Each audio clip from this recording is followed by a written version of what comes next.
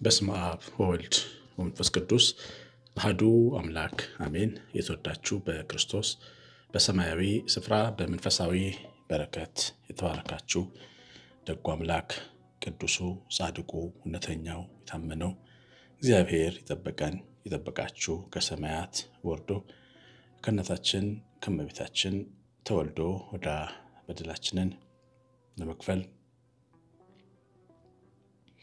መስቀል ላይ በተሰቀለ ጊዜ ዕዳቸውን የከፈለላቸው የዳኑ የተከፈለላቸው የመድኃኔዓለም ልጆች የሆናችሁ ሁላችሁ እግዚአብሔር ከእናንተ ጋር ይሁን። እንዲቆያችሁ ሁሉን የሚችል አምላክ እስከ ዘላለም ድረስ ተወደደ የተመሰገነ ይሁን። ይህን ጊዜ ሰጠን።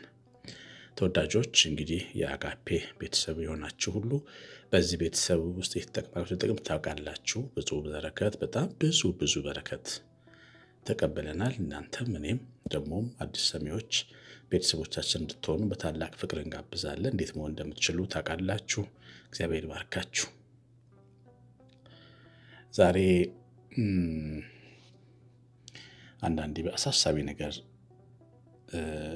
ሲገጥመን ምንድነው የምናደርገው? አያችሁ፣ አንዳንዴ ምናልባት ሐሳብ ይዞ ሊሆን ይችላል። ይሄን ቃል እንድንሰማ እግዚአብሔር የፈቀደው አንደኛ ነገሥት ምዕራፍ 18:27 ላይ ምናልባት ሐሳብ ይዞታል የሚል ቃል አለ። ይሄን የሚሰማው ወንድሜ ምናልባት ሐሳብ ይዞታል፣ አንድ የሚያስብበት ለመወሰን የሚቸገርበት በጣም የሐሳብ ጫና ውስጥ የገባበት ጉዳይ ገጥሞት ይሆናል። ምናልባትም ሐሳብ ይዞሽ ይሆናል። እህቴ እንደዚሁ የምትቸገሪበት ምን ላድርግ የምትይበት ጥያቄ ኖሮሽ ይሆናል። ባይኖረንም ነገ ግን ሊኖረን ይችላል። ብናውቀው የሚያስፈልገንን ነገር ነው ዛሬ የምንማረው። እግዚአብሔር ልጆች እንግዲህ እኛ እንደ ከበረ ፍጥረት የመወሰን ስጦታ አለን። አንድን ነገር አመዛዝነን ይሄኛው ይጠቅማል ይጎዳል ብለን ለይተን እንወስናለን አይደል? አንዳንድ ጊዜ ግን ለውሳኔ የሚያስቸግሩ ከባድ ሐሳብ የሚሆኑብን ጉዳዮች ደግሞ ይገጥሙናል። ምን ላድርግ የምንለው የሐዋርያቱ ተማሪዎች ስምዖን ጴጥሮስ በሰለሞን ደጅ ወይም በሰለሞን መመላለሻ ቆሞ በሰበከ ጊዜ ምን ልናርግ ብለው 3000 ነፍሳት ወደ ክርስትና እንደተጨመሩ ግን ቀድሞ ምን እናርግ እንዳሉ ታያላችሁ። ቀድሞ የነበረው የብሉይ ኪዳን እምነታቸው ውስጣቸው የነበረው ሃይማኖት እሱ ነው። ክርስትና ሲሰሙ ግን የብሉይ ኪዳን እምነት ፍጻሜ መሆኑን ሲገባቸው ቶሎ ለመወሰን ተቸግረው ነበር። ሐሳብ መጥቷቸዋል። ምን እናርግ ሲሉ ምን ማድረግ እንዳለባቸው ሲያስረዳቸው ወደ ክርስትና መጥተዋል።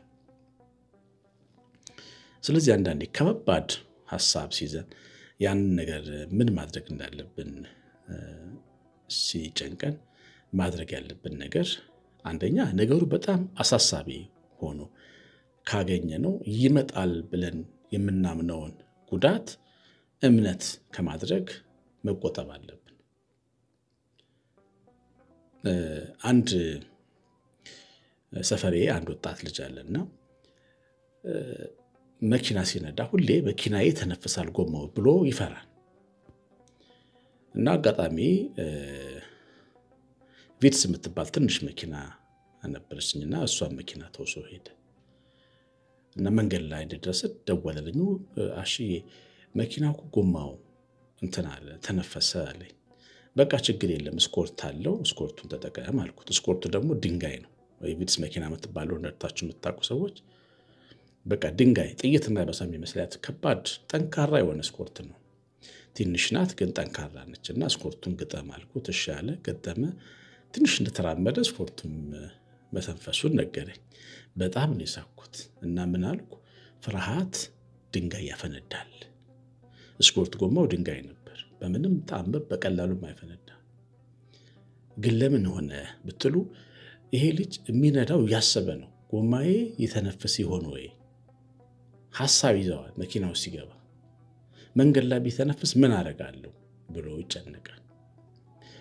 ስለዚህ ሐሳብ ሲይዘን ምንድነው የሚመጣው ችግር ይመጣል ብለን የምናስበውን ነገር እምነት ከማድረግ መጠንቀቅ አለብን።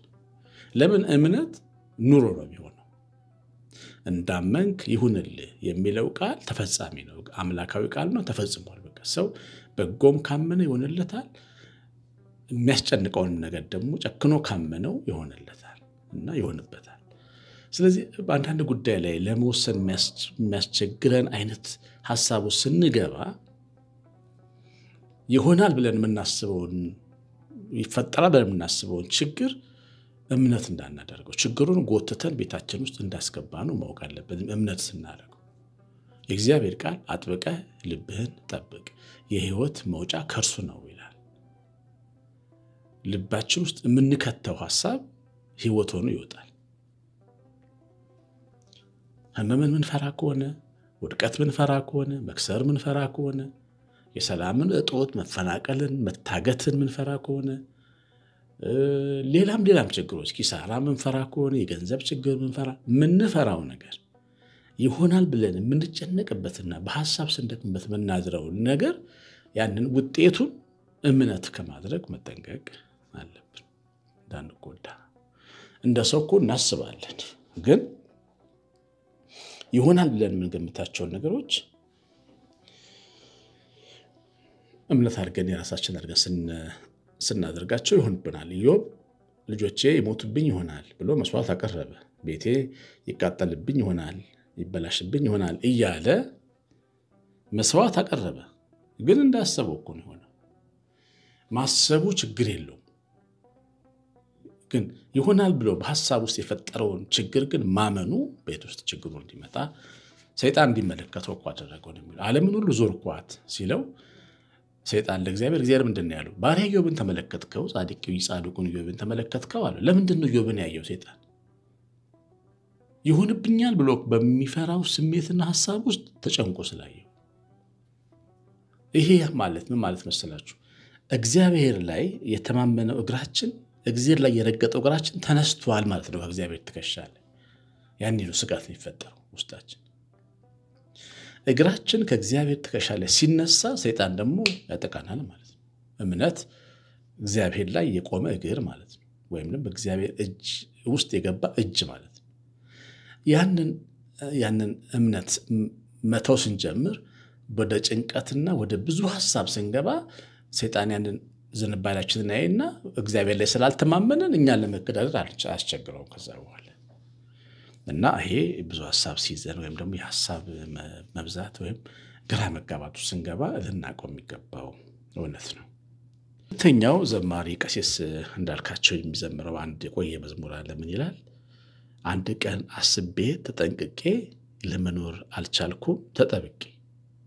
እኔ አለ ብዙ አስቤያለሁ አለ፣ ተጠንቅቄያለሁ፣ ተጨንቄያለሁ፣ የኖርኩት ግን እሱን አይደለም አለ። እውነት አይደለም ይሄ? ተቀምጠን በብዙ ሐሳብ የምንመታ ሰዎች የኛ አእምሮ ነው የሚያኖረን? እኛ ያሰብነው ሐሳብ ነው የኖርነው? አሁን የምንኖረው ኑሮ የትናንትናው ሐሳባችን ነው? እንደሱ እኮ አይደለም። እኛ የኖርነው ያገባነው የወለድነው ወይም ቤተሰብ የመሰረትነው በትናንትናው ሐሳባችን ቢሆን እኮ አንድም ቦታ አንደርስም ነበር። እግዚአብሔር ባየልን የኖርነው።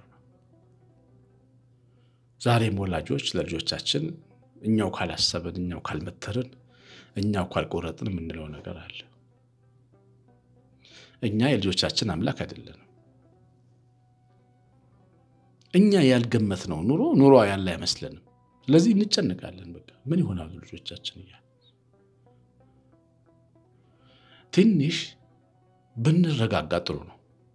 ለእግዚአብሔር ብንተውለት ጥሩ ነው። ተጨንቀን ተጠበን የኖርነው ኑሮ አይደለም። አሁን የምንኖረው ኑሮ እግዚአብሔር ያየልን ኑሮ ነው። ቁጥር 7 መዝሙር ላይ ጥሩ ግጥም አለ። ምን ይላል? እንዴት እንዳኖርከኝ አላቅም፣ እንዴት እንዳለፍኩት ያን ቀን ዓይኔ ሆነ ብርሃን ሆነ አይተህልኝ መንገዴን። እኔ የኖርኩት አንተ ያየህልኝ ነው። እውነትም ነው፣ እውነትም ነው፣ እውነትም ነው።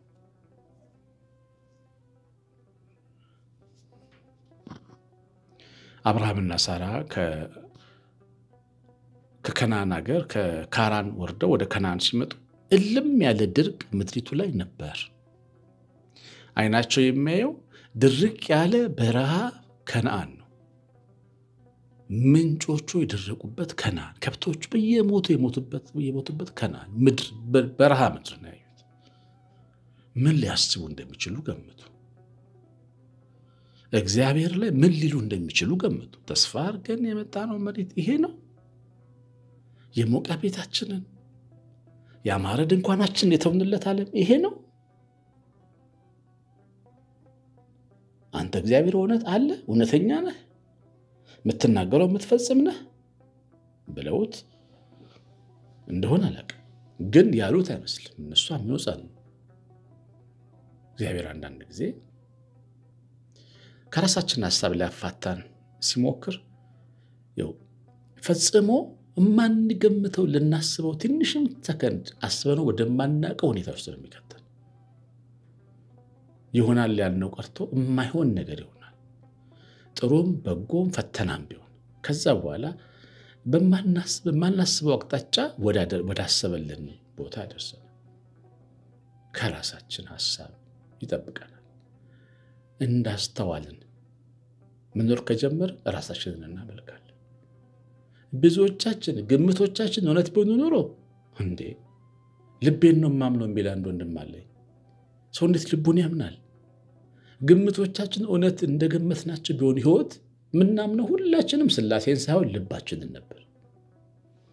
እግዚአብሔር ግን የልባችንን ሐሳብ ከንቱ እያደረገ እሱ ያየለንን ነው የሚያኖረን። ስለዚህ ስናስብ ተቀምጠን እኛ እንደተጠነቀቅነውና እንዳሰብነው አይደለም ነጋችን። የተሻለ ነገ አለ፣ ግን እኛ አሰብነው አይደለም። መንግሥተ ሰማያት ራሱ የሰው አይን ያላያት የሰው አእምሮ ያላሰባት ነው። እግዚአብሔር መንግሥተ ሰማያትን ከሰው አእምሮ ነው ያላቀ። የእግዚአብሔር ስጦታ ሁል ጊዜ አይኖቻችን ከዘን የሚመጣ ነው። አዳም ሚስት ሲወስድ አይኑ ከባድ እንቅልፍ ወድቆበት ነው።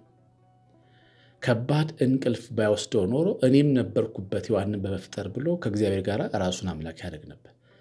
ጭልጥ ያለ እንቅልፍ በወሰደው ጊዜ የማትሰራዋን ሰው የምትባል ሴት ፈጠረ እግዚአብሔር።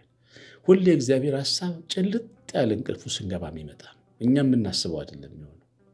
እኛን ከሐሳብ ውጭ አድርጎ በከባድ እንቅልፍ ውስጥ ጥሎ በቃ አለቀ ነገሩ ተቆረጠ ብለን አጥበጭበን ስንቀመጥ ይሆናል ያለውን ነገር እያደረገ ያስገርመናል።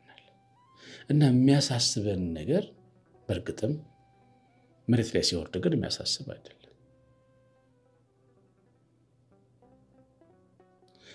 ሶስተኛው የመጨረሻው ስለ ሐሳባችን ባሪያ እንዳንሆን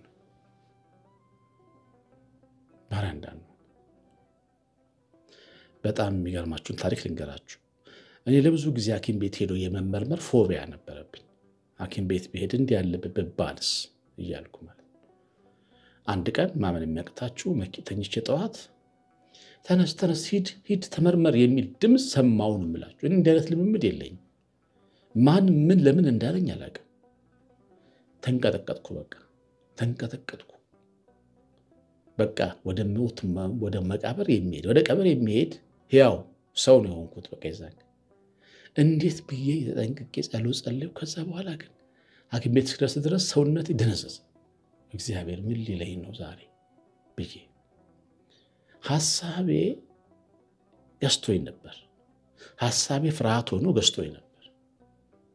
ሄድኩኝ፣ ተመረመርኩ፣ ሁሉም ነገር ተመረመርኩ። ሁሉም ነገር ደህና ነኝ፣ ምንም ችግር እንደሌለብኝ ተነገረኝ። ልክ ስመለስ አሁን ያልኳችሁ ነገር ገባኝ። እግዚአብሔር ሆይ ከሐሳብ ባርነት ልታወጣኝ ነው ይሄን ያደረገው። ለካ ሐሳብ ነው የሚጫወትብን። እኛ ይሆናል ያልነው ያልተፈጠረ ልብ ወለድ ጭንቀት ነው የሚጫወትብን። ስለዚህ የሐሳባችን ባሪያ እንዳንሆን አውቃለሁ። እኛ ለራሳችን ትክክል ነን። ምናስበው ትክክል ይመስለናል፣ ምንገምተው ትክክል ይመስለናል፣ የሚመስለን ነገር ሁሉ ትክክል ይመስለናል። ግን በጣም ሞኞች ነን። ብዙ ፐርሰንት 90% ልክ ያልሆነ ነገር ነው የምንገምተው። ስሜታዊነት ያለበት፣ ችኮልነት ያለበት፣ ግብዝነት ያለበት፣ አለማወቅ ያለበት፣ አለማመን ያለበት ሐሳብ ስለሞላ ውስጣችን ብዙ ነገሮቻችን ሐሳቦቻችን ውጤት ላይ ልክ አይደሉም። ስለዚህ ልክ ላልሆነው ሐሳባችን ተሰተን ባህሮች እንዳንሆን መጠንቀቅ ያስፈልጋል። እስቲ ይሄን ትምህርት እንዴት እንደተረዳችሁት አላውቅም። ጻፉልኝ። ምን ገባችሁ? ምን ተረዳችሁ? እግዚአብሔር ልጆች፣ እግዚአብሔር መንፈስ ቅዱስ ሁላችንን ይባርክ። ቀኙን ዘርግቶ ይጠብቃችሁ፣ በክፉ ይጠብቃችሁ። መድኃኒዓለም ኢየሱስ ክርስቶስ የእናታችን የቤታችን ረድኤት በረከት የመላእክት ጥበቃ አብሮን ይሁን። ኮሜንት አድርጋችሁ ላይክ አድርጋችሁ መውጣትን እንደማትረሱ ተስፋ አደርጋለሁ። ቀሲስ አሸናፊ ገብረአብ ነኝ። ሰላም